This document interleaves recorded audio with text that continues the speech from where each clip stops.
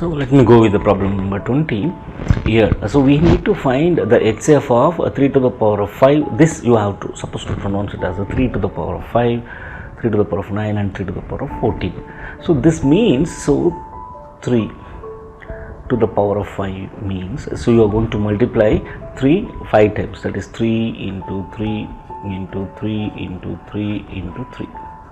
Right, for this again 3 to the power of 9, again it is going to be 9 times, 2, 3, 4, 5, right, 6, 7, 8 and 9, right.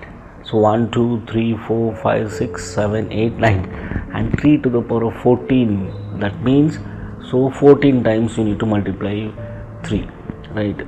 So 4, 5, 6, 7, 8, 9, 10, right, 11, 12, 13 and 14.